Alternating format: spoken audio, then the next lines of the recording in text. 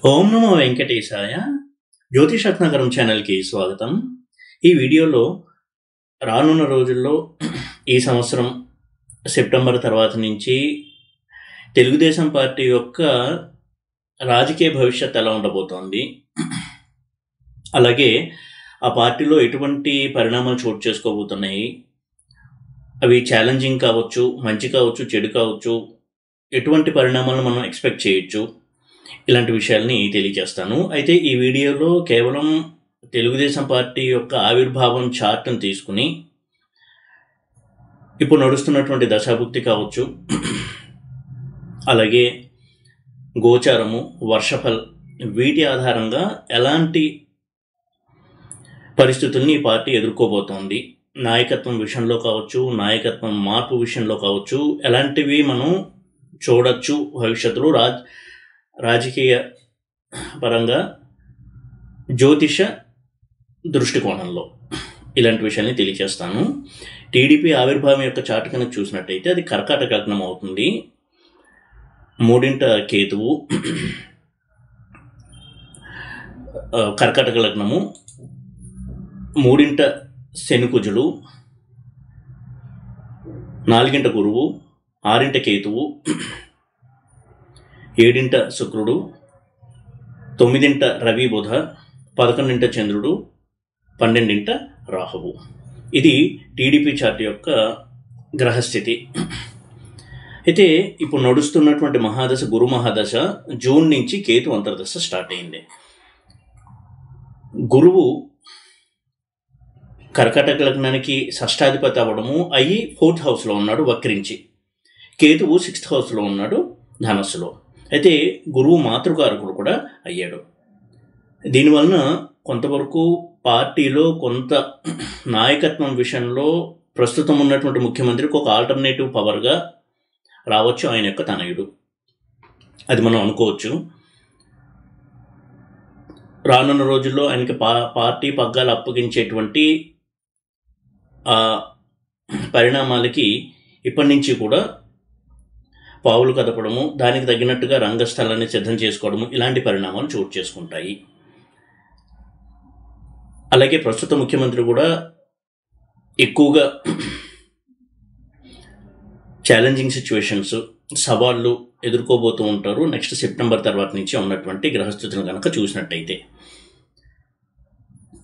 ఈ నేపథ్యంలో వక్రించిన గురువు యొక్క మహాదశలో కేతువు 6వ ఉండి కేతువుకి అంతర్దశ నడుస్తుంది కాబట్టి కొంతవరకు ఆయనకి కూటమి నుంచి కావచ్చు, ఆయనతో జటకట్టినటువంటి పార్టీతో కొంతవరకు సముదాయించడము, బుజ్జగించడము, కొన్ని ప్రతికూలతలను ఎదుర్కొని ముందుకెళ్లడము, ఇలాంటి పరిస్థితులను ఎదుర్కోవాల్సి వస్తుంది ప్రస్తుతం ఉన్నటువంటి ముఖ్యమంత్రి. ఏదేమైనా కానీ ఈ పార్టీకి చాలా చాలా పరిణామాలు చోటు చేసుకునేటువంటి ఒక సంవత్సరంగా చూడొచ్చు 2025. అలాగే కేంద్రంలో కూడా కేంద్ర ప్రభుత్వంతో ఉన్నటువంటి ఆ సంబంధాలు కూడా కొంతవరకు బలహీనపడే అవకాశం ఉంది, తెగిపోయే అవకాశాలు కూడా ఉన్నాయి. ఈ విధమైనటువంటి కొన్ని అన్ఎక్స్పెక్టెడ్, అనుకోని పరిణామాలను మనం చూడవచ్చు ఈ సంవత్సరం రాజకీయ పరంగా. ఇక గోచార పరంగా చూసినట్టయితే లగ్నం నుంచి గోచారము, రాశి నుంచి గోచారం, ఈ రెండు కనుక చూసినట్టయితే శని ప్రస్తుతం మీన రాశిలో ఉన్నాడు, వక్రించి సంచాలనం చేస్తున్నారు నవంబర్ వరకు. ఇది లగ్నం నుంచి 9వ ఇంట్లో సంచారము, రాహుది లగ్నం నుంచి 8వ ఇంట్లో సంచారము, గురువు 12వ ఇంట్లో సంచారము మిథునంలో. దీనివలన కొంతవరకు పవర్ని నిలబెట్టుకోవడంలో ఎక్కువ కష్టపడాల్సి వస్తుంది. తన పార్టీ యొక్క స్టేటస్ని, ఇమేజ్ని కాపాడుకోవడానికి కష్టపడాల్సినటువంటి పరిస్థితులు ఉంటాయి. అష్టమ రాహువు, అలాగే వ్యయంలో గురువు, కర్కాటక లగ్నం షష్టాధిపతి అవుతాడు గురువు కాబట్టి వ్యయంలో గురువు ఉండడం వల్ల కొంతవరకు గుప్త శత్రువులు, వాళ్ళ పార్టీలోనే కొంతవరకు అసంతృప్తితో ఉన్న వాళ్ళు సమస్యల్ని సృష్టించడము, దానివైపు దృష్టి సారించడము, ఇటువంటి పరిస్థితులను ఎదుర్కొంటారు ఆయన. టీడీపీ పార్టీ యొక్క గోచారాన్ని కనుక చూసినట్టయితే వృషభ రాశి అవుతుంది టీడీపీ యొక్క జన్మరాశి. దానికి 11వ ఇంట్లో శని సంచారం మీనంలో, 10వ ఇంట్లో రాహు సంచారము, 4వ ఇంట్లో కేతు సంచారం. గురువు కొన్నాళ్ళు మిథునంలో సంచారం చేసి తర్వాత మళ్ళీ కర్కాటకానికి వెళ్ళి మళ్ళీ మిథునానికి వస్తాడు, ఎందుకంటే అతిచారంతో సంచారం చేస్తున్నారు కాబట్టి రాజకీయ పరమైనటువంటి ఈ అలయన్సెస్ ఏవైతే ఉన్నాయో వీటిని కొంతవరకు ప్రభావితం చేస్తాయి ఈ గోచార ఫలితాలు. అంటే కూటమితో ఉన్నటువంటి జనసేనతో ఉన్నటువంటి సంబంధాల్లో విషయంలో కొంతవరకు ప్రాబ్లమ్స్ వచ్చే అవకాశం ఉంది. అలాగే సెంటర్లో కేంద్ర ప్రభుత్వంతో ఉన్నటువంటి సంబంధాల విషయంలో కూడా కొంతవరకు సమస్యలు వచ్చేటువంటి అవకాశం ఉంది. ఈ విధమైనటువంటి కొన్ని అనుకోని ఇబ్బందికరమైనటువంటి పరిస్థితులని ఈ రాష్ట్ర ప్రభుత్వం ఎదుర్కొనేటువంటి అవకాశాలు ఎక్కువగా ఉన్నాయి. ఎందుకంటే రాష్ట్రంలో అధికారంలో ఉన్నది ఈ పార్టీ కాబట్టి. ఇక అన్నిటికంటే ముఖ్యమైన విషయము నేను గమనించినది, వర్షఫల చార్ట్ వేసినప్పుడు ఈ పార్టీకి ద్విజన్మ లగ్నమైంది. అంటే పార్టీ ఆవిర్భావం అప్పుడు ఏ లగ్నం అయితే వచ్చిందో కర్కాటక లగ్నం, ఈ సంవత్సరం వర్షఫల్లో కూడా కర్కాటక లగ్నమే వచ్చింది. అది చాలా అరుదుగా వస్తూ ఉంటుంది, ప్రతి సంవత్సరం అలా రాదు. దీన్ని ద్విజన్మ లగ్నం అంటాం. ఇటువంటి ద్విజన్మ లగ్నం వచ్చినప్పుడు పార్టీలో అనుకోని సంఘటనలు జరుగుతాయి. దాని పరిణామాలు మంచివి కావచ్చు, చెడు కావచ్చు, కానీ కొన్ని చకచక అనుకోని పరిణామాలు జరిగి కొన్ని పరిస్థితుల్ని చూడాల్సి వస్తుంది పార్టీ. ఈ విధమైనటువంటి సంకేతాలను ఇస్తుంది ఈ ద్విజన్మ లగ్నము. పవర్లో ఉన్నటువంటి వారికి కొంత ఛాలెంజింగ్ సిచ్యువేషను, అలాగే ప్రభుత్వ అధినేత ఎవరైతే ఉన్నారో వారికి కొంతవరకు ఈ తలనొప్పులు ఎక్కువగా ఉండడం, వీటిని పరిష్కరించడంలో ఎక్కువగా కృషి చేయాల్సి రావడము, పవర్ పాలిటిక్స్ అనేవి ఎక్కువగా ప్రాబ్లమ్స్ని క్రియేట్ చేస్తుంది. అధికారం కోసం ఎక్కువగా సమస్యలను సృష్టించడము, తన చుట్టూ ఉన్నవారు తన అధికారాన్ని నిలబెట్టుకోవడానికి పార్టీ అధినేత కృషి చేయాల్సి రావడం, ఇలాంటి పరిస్థితులను చూస్తాము. అలాగే వర్షఫల చార్ట్లో ఈ సంవత్సరము ముంత అనేది కుంభరాశిలో వచ్చింది. ఈ ముంత అనేది చాలా చాలా ముఖ్యమైనటువంటి ప్లేస్మెంట్, ముంతా ప్లేస్మెంట్. ఇది కూడా ఒక లగ్నం లాంటిదిగా మీరు అర్థం చేసుకోండి. ఈ ముంత ఎప్పుడైతే కుంభంలో వచ్చిందో ఇది జన్మలగ్నానికి 8వ ఇల్లు, అందులోనే శని కూడా ఉన్నాడు.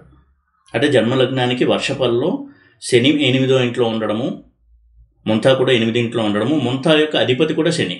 దీనివల్ల కొంతవరకు పార్టీకి అనారోగ్యకరమైనటువంటి పరిస్థితులు, అంటే ఛాలెంజింగ్ సిచ్యువేషన్స్, వ్యతిరేకత, ప్రతికూలత, వాటిని ఎదుర్కోవడం, ఇలాంటివి కొన్ని జరిగే అవకాశాలు ఉన్నాయి. కొంత ఎదురీత పరిస్థితుల్ని ఎదుర్కొంటుంది ప్రభుత్వం. అలాగే ముంతా లార్డు కూడా, ముంతా అధిపతి కూడా శని అయ్యాడు కాబట్టి కొంతవరకు ఎక్కువ సమస్యలు, అనిశ్చితి అనేది మనం చూస్తాము. అలాగే కర్కాటక లగ్నానికి రాజ్యాధిపతి 10th లార్డ్ అయినటువంటి కుజుడు కూడా మిథునంలో వ్యయంలో ఉన్నాడు వర్షఫల చార్ట్లో. అంటే అధికార మార్పిడికి కొంతవరకు ఒక బ్యాక్గ్రౌండ్ అనేది రెడీ అవ్వడము, ఆ సంకేతాలు కూడా వెలువడుతూ ఉంటాయి రానున్న రోజుల్లో. అంటే ఇమీడియట్ అని చెప్పడానికి లేదు, కానీ అటువంటివి మనం చూడబోతున్నాము. అది మెటీరియలైజ్ అయ్యేటువంటి సందర్భాలు కూడా మనం చూస్తాము. ఏది ఏమైనా కానీ ఈ సంవత్సరం గోచారాన్ని కనుక చూసినట్టయితే, వర్షఫలు చూసినా, గోచారం చూసినా, దశాభుక్తి చూసినా, ఇది ఓన్లీ నేను టీడీపీ పార్టీ యొక్క చార్ట్ని బేస్ చేసుకుని చెప్తున్నాను. కొంతవరకు సాఫీగా వెళ్ళేటువంటి పరిస్థితులు అయితే ఉండవు. ఛాలెంజింగ్ టైం అని చెప్పాలి. పార్టీ యొక్క వైభవాన్ని కాపాడుతూ, పార్టీ అధికారాన్ని ఎప్పటికప్పుడు దాన్ని పుష్టిగా చేసుకుంటూ, తన సహచరులని బుజ్జగిస్తూ, వారిని కూడా తృప్తిపరుస్తూ ముందుకు వెళ్ళవలసినటువంటి పరిస్థితులను ఆయన ఫేస్ చేయాల్సి వస్తుంది. అయితే ఈ పార్టీ యొక్క ఆవిర్భావం జరిగినప్పుడు ఉన్న చార్ట్ గొప్పతనం ఏంటంటే, ఈ పార్టీ యొక్క లాంగివిటీ చాలా బాగుంటుంది. అంటే ఈ పార్టీ కనుమరుగయ్యేటువంటి పార్టీగా ఉండదు. ఎన్ని తుఫాన్లు వచ్చినా, ఎన్ని అప్స్ అండ్ డౌన్స్ వచ్చినా పార్టీ అస్తిత్వంలో ఉంటుంది, ఎప్పటికప్పుడు తన వైభవాన్ని చాటుకుంటూ ఉంటుంది. ఎందుకంటే ఆ పార్టీ యొక్క చార్ట్ అంత బలమైంది. ఎప్పుడైతే ఏ ముహూర్తంలో అయితే ఆ పార్టీని స్టార్ట్ చేశారో ఆ ముహూర్త బలము, ఆ చార్ట్కు ఉన్నటువంటి ప్లానటరీ ప్లేస్మెంట్ చాలా బలంగా ఉన్నాయి. కాబట్టి పెద్దగా నెగిటివ్ రిజల్ట్స్ మనం ఎక్స్పెక్ట్ చేయకపోయినా అడపదడప అప్స్ అండ్ డౌన్స్ అనేది వస్తూ ఉంటాయి పార్టీ యొక్క మనుగడలో. అలాంటిది ఈ సంవత్సరం కూడా వచ్చేటువంటి సందర్భాలు ఉన్నాయి. ఎందుకంటే చంద్రగ్రహణము, సూర్యగ్రహణం కూడా వస్తున్నాయి. కాబట్టి కొంతవరకు అటువంటి పరిస్థితులను పార్టీ ఎదుర్కోక తప్పదు అని అనుకోవాల్సి వస్తుంది. ఏదేమైనా కానీ చాలా చాలా పరిణామాల్ని మనం చూస్తాము, వింటాము రానున్న రోజుల్లో రాజకీయపరమైనటువంటి సందర్భాల్ని మనం చూసినప్పుడు. అలాగే శని కుజులు పరస్పరం ఆపోజిట్లో ఉండడము కొన్ని రోజుల పాటు ఈ సంవత్సరము, ఇప్పుడు ప్రస్తుతం అలాగే ఉన్నారు పరస్పర వీక్షణ చేస్తూ. టీడీపీ యొక్క జన్మజాతకంలో కూడా శని కుజులు వక్రించి 3వ ఇంట్లో ఉన్నారు కలిసి కన్యలో. ఇప్పుడు శని మీనంలో ఉన్నాడు. అంటే శని జన్మజాతకంలో ఎక్కడ ఉన్నాడు, దానికి 7వ ఇంట్లో శని ఇప్పుడు సంచారం చేస్తున్నాడు, వక్రించి కూడా చేస్తున్నాడు. ఇప్పుడు కొంతవరకు రైవల్రీ అంటే ప్రతికూలత, పోటీ, పదవి కోసం పోటీ, కొంత అసంతృప్తి వర్గం అనేది బయటపడటము, ఇలాంటివి చూసే అవకాశం అయితే ఉంది. వీటిని సమర్థవంతంగా ఎదుర్కొనేటువంటి ప్రయత్నాలు అయితే చేస్తారు ప్రస్తుతం ఉన్నటువంటి ముఖ్యమంత్రి.